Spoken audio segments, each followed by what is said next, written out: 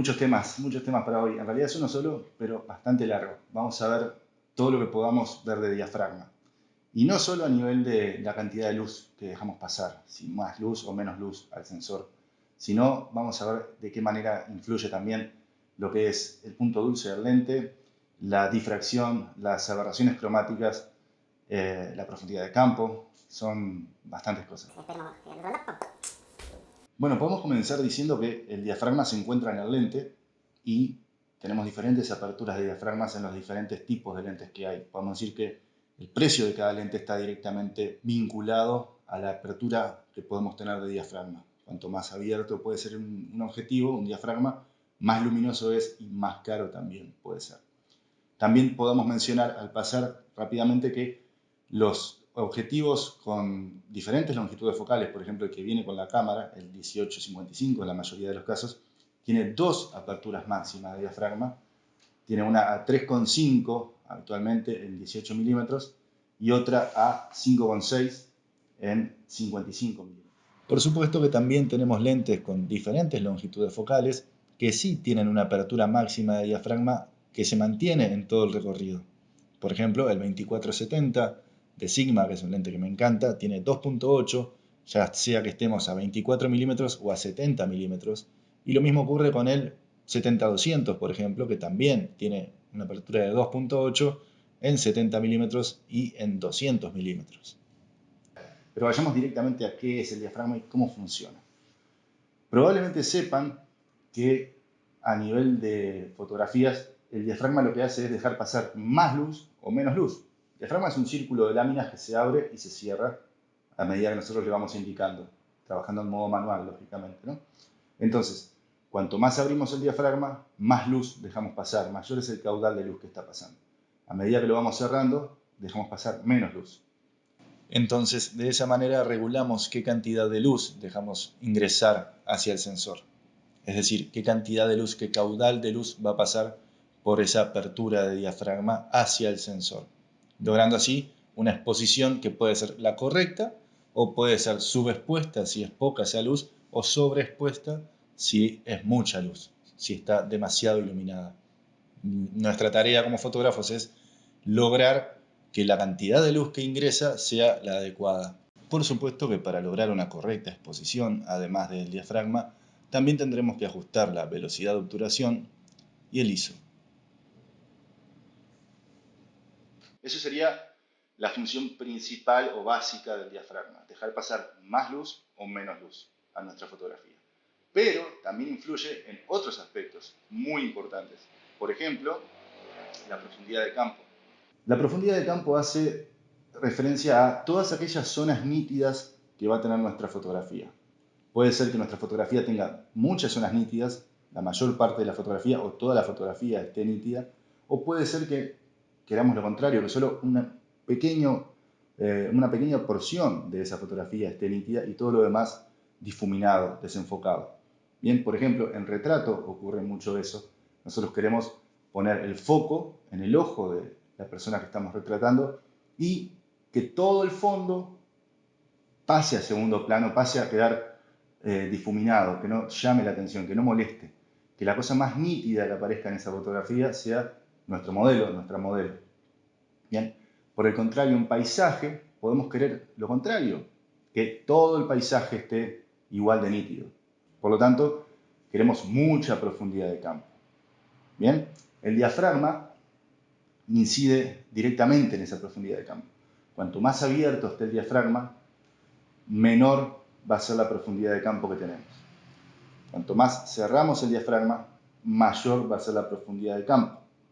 Es decir, un diafragma muy abierto, profundidad de campo muy pequeña. Cuanto más abrimos el diafragma, cortamos esa profundidad de campo, menor va a ser esa profundidad de campo. Es decir, pocas zonas nítidas van a haber en esa foto y muchas zonas difusas, difuminadas. Entonces, al abrir el diafragma, poca profundidad de campo, muchas zonas difuminadas, pocas zonas nítidas.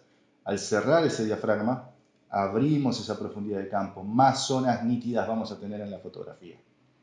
Ahora bien, entonces sabemos que a una apertura muy grande logramos un desenfoque precioso en el fondo y destacamos a la persona o el objeto fotográfico que estamos justamente fotografiando. Y a una apertura muy pequeñita dejamos muchos planos nítidos y bueno, sirve mucho para paisaje o sirve para no correr el riesgo de que se nos salga de foco algún elemento, que quede todo metido en un área nítida. Pero también tiene otro detalle el lente, y ahí entra en juego lo que es el punto dulce del lente y lo que son los extremos, la difracción y la aberración cromática. Corremos el riesgo, va también en la calidad de construcción del lente, pero corremos el riesgo generalmente de que los bordes, los contornos de la silueta, por ejemplo, de la persona, queden con una franjita, una línea de color, que se nota bastante si ampliamos la foto sobre todo. Entonces, lo que tenemos que hacer ahí es o bien ir al Lightroom para corregir eso, que yo les voy a mostrar ahora cómo se hace, o cerrar un poquito el diafragma. Bueno, voy a usar esta fotografía para mostrarles qué es la aberración cromática. No es una foto bien hecha, sin duda, está bastante mala a nivel de luz sobre todo, pero dentro de lo que busqué en el catálogo me ayudaba bastante a mostrarles qué es la aberración cromática, y acá la tenemos. Es esto que aparece acá en el borde de la ropa, en este caso, y también se nota muchísimo en los cerros. Esto es aberración cromática. Ya que estamos acá, vamos a tratar de quitarla. Bajamos a donde dice correcciones de lente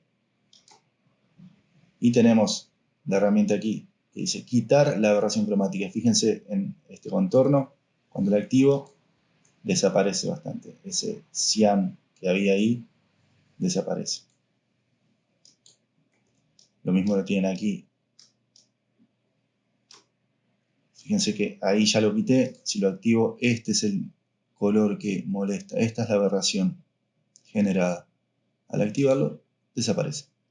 En caso de que no desaparezca del todo, que necesitamos ser un poquito más precisos, tenemos la opción manual para desplegar y acá tenemos herramientas para ser mucho más precisos. Incluso podemos tomar la referencia del color que necesitamos corregir y hacerlo de manera mucho más eficaz. Pero la automática funciona bastante bien. Y de hecho, en realidad lo que más quería yo en este caso era mostrarles qué era la aberración cromática si no lo habían visto o no lo tenían claro.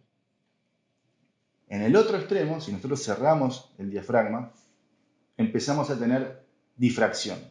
Podemos entender la difracción como la desviación de los rayos de luz al pasar por un orificio muy pequeñito.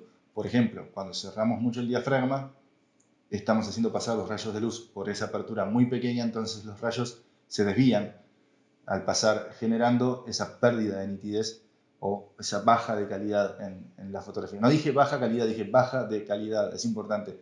No quiere decir que la fotografía quede mal.